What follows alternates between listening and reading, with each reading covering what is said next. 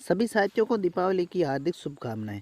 इस शुभकामनाओं सहित हम आपके सामने लेकर आए हैं राजस्थान के इतिहास संबंधित महत्वपूर्ण प्रश्नोत्तरी, जो आपके आने वाले भर्ती परीक्षा में बहुत महत्वपूर्ण साबित होने वाली हैं। महत्वपूर्ण क्लास लाए हैं जिसमें इम्पोर्टेंट सीरीज हैं जो आपके लिए बहुत फायदेमंद रहेगी। तो बढ़ते हैं प्रश्नों की ओर। हम आज बात करेंगे, पहले प्रश्न की ओर बढ़ते हैं मित्रों। तो हम बात करें साथियों, तो पहला प्रश्न कि 26 जनवरी 1950 को राजस्थान संघ का प्रधानमंत्री एवं मुख्यमंत्री किसे बनाया गया था। याद रखिए, प्रधानमंत्री और मुख्यमंत्री दोनों की बात कही गई है। तो राजस्थान संघ दूसरा, जिसकी स्थापना 26 जनवरी 1950 को हुई, ये कन्फर्म हुआ यहाँ से। अब देखो, अब बात करेंगे कि इसमें ऑप्शन पहला है माणिक्यलाल वर्मा, हीरालाल शास्त्री, शोभाराम कुमावत और जवाहरलाल नेहरू। तो इसमें दूसरे की बात की गई राजस्थान संघ की। बढ़ते हैं अगले क्वेश्चन की ओर। दूसरा प्रश्न आपकी स्क्रीन पर ये रहा। अब बात करते हैं कि राजस्थान में महाराज प्रमुख का पद को कब समाप्त कर दिया गया था। महाराज पद, देखो, राज प्रमुख के स्थान पर महाराज प्रमुख था, उसके अब फिर उस पद को समाप्त कर दिया गया। और वो कब समाप्त किया गया? 1950, 1952, 1949 ईस्वी को या 1955 को। तो इसमें आपको याद हो 1955 में जो था, जो उस पद को महाराज प्रमुख पद को क्या कर दिया गया था, समाप्त कर दिया था। तो आपका दूसरे का चौथा ऑप्शन सही होगा। बढ़ते हैं अगले क्वेश्चन की ओर। साथियों, बात करें क्वेश्चन तीसरे की, तो राजस्थान के एकीकरण हुआ था उस प्रक्रिया के समय मत्स्य संघ की वार्षिक आय, मतलब उस मत्स्य संघ के में पूरे वर्ष की आय कितनी थी, वो बात कर रहे हैं। तो इसमें 2.90 करोड़, 2.90 करोड़, 1.84 करोड़, 26 लाख, 3.24 करोड़। तो इसमें आपके ऑप्शन सही होगा 1.84 करोड़ जो था वो मत्स्य संघ, जो प्रथम संघ था, राजस्थान के एकीकरण का प्रथम संघ चरण मत्स्य संघ, जिसमें अलवर, भरतपुर, धौलपुर और करौली, ये जो थे, जो 4 सम्मिलित थे, जिसमें उनकी वार्षिक आय, उन चारों की वार्षिक आय क्या थी। तो इसमें दूसरे ऑप्शन आपका सही होगा, जिसमें कहा गया है कि 1.84 करोड़ जो थी उन मत्स्य संघ की वार्षिक आय थी। ठीक, क्वेश्चन नंबर तीसरे की बात करें तो इसमें कहा गया है कि राजस्थान के एकीकरण के समय मत्स्य संघ की वार्षिक आय कितनी थी, ये हमने प्रश्न कर लिया। तो इसमें आपका सही ऑप्शन कौन सा था? दूसरा। ठीक, चौथे प्रश्न की बात करें तो मत्स्य संघ का राजस्थान में विलय कब हुआ था, मतलब मत्स्य संघ को राजस्थान में कब मिलाया गया था। तो इसकी बात करें तो 15 मई 1949 में, 18 अप्रैल 1948, 26 जनवरी 1950 या फिर 30 मार्च 1949। इसमें देखो साथियों, मत्स्य संघ का तो जो स्थापना हुई थी वो तो हुई थी 18 अप्रैल को, कन्फर्म। लेकिन इसको राजस्थान संघ, यहाँ पर क्या है, राजस्थान संघ में कब मिलाया गया था, जो 5वां चरण था। कौन सा चरण? 5वां। तो 5वां चरण की दिनांक थी कि 15 मई थी और 1949। तो 15 मई 1949 थी। तो इसमें आपका पहला ऑप्शन सही होगा कि मत्स्य संघ को राजस्थान संघ में जो राजस्थान था, पूर्ण रूप से राजस्थान, जो 5वां था, कौन सा चरण था, 5, उस 5वें चरण में कब मिलाया गया, तो ये बात कर रहे हैं। तो इसमें हम सही करेंगे पहला, चौथे का कौन सा, पहला ऑप्शन 15 मई 1949 सही होगा। अब बात करते हैं 5वें प्रश्न की ओर। क्वेश्चन नंबर 5वें की बात करें साथियों, तो इसमें कहा गया है उदयपुर रियासत का राजस्थान संघ में विलय कब हुआ था। राजस्थान संघ था, उसमें उदयपुर रियासत, राजस्थान संघ कौन सा संघ था? तृतीय चरण। कौन सा?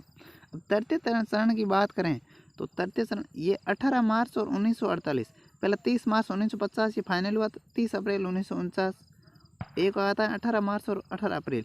तो इसमें आपको याद होगा, तो 18 मार्च 19 अप्रैल ये तो कौन सा चरण था? प्रथम, ये प्रथम चरण था। और 18 अप्रैल जो राजस्थान संघ का था।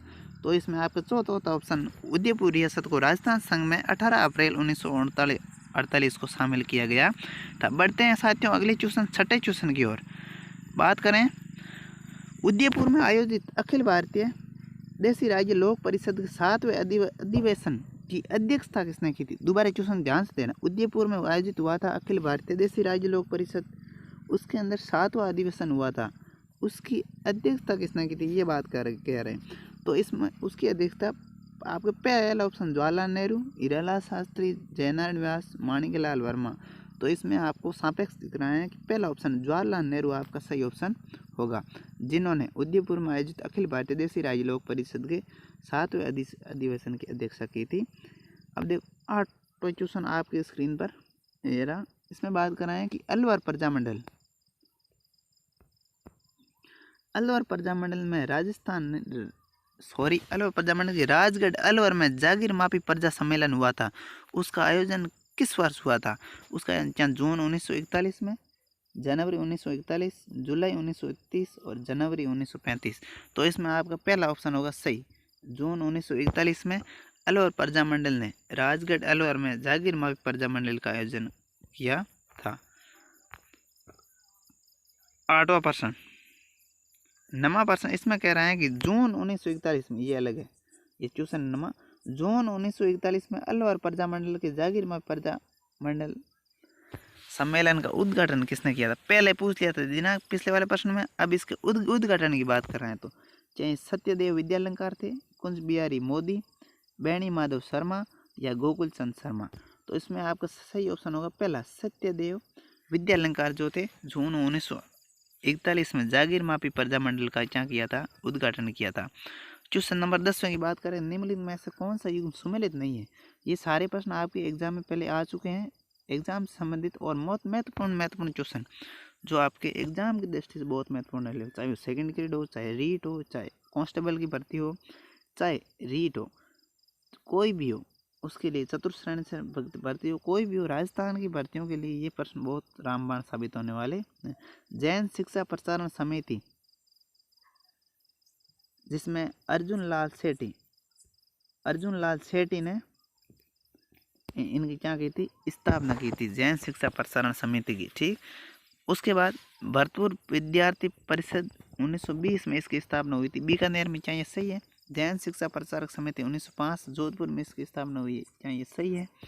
महेश्वरी नवयुवक मंडल 1932 में इसकी स्थापना जैसलमेर में हुई थी, क्या ये सही है? प्रजामंडल प्रगतिशील दल 1941 में चूरू में इसकी स्थापना हुई है, क्या ये ऑप्शन सही है? तो इसमें आपको सही ऑप्शन ढूंढना है, तो इसमें आपका सही ऑप्शन होगा महेश्वरी, इसमें आपका सही ऑप्शन होगा महेश्वरी नवयुवक मंडल 1932 में जिसकी स्थापना हुई थी जैसलमेर में, वो ये इसका फाइनल सही ऑप्शन होगा। अब अगले क्वेश्चन की बात करें साथियों, 11वें प्रश्न की, जनजातियों को आदिवासी नाम किसने दिया था? ये बात हो रही है, जनजाति जो थी उनको आदिवासी किसने कहा था, ये आपको बताना है। विजय सिंह पथिक ने कहा, गोविंद गिरी ने कहा, ठक्कर बाबा ने कहा, जयनारायण व्यास ने।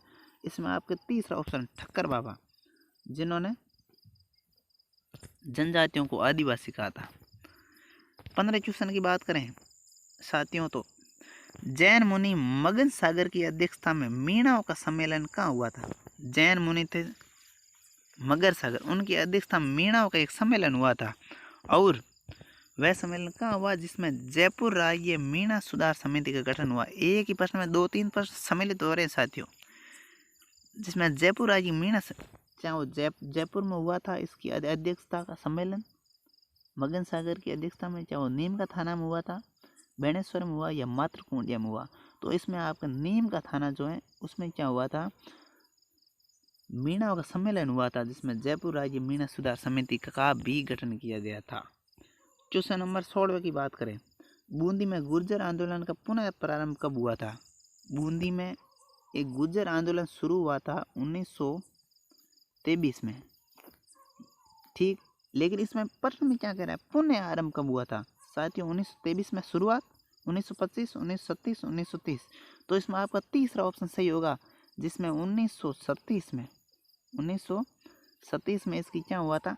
बूंदी में गुर्जर आंदोलन पुनः से प्रारंभ हुआ था। बढ़ते हैं अगले क्वेश्चन की ओर, 17वें क्वेश्चन की ओर।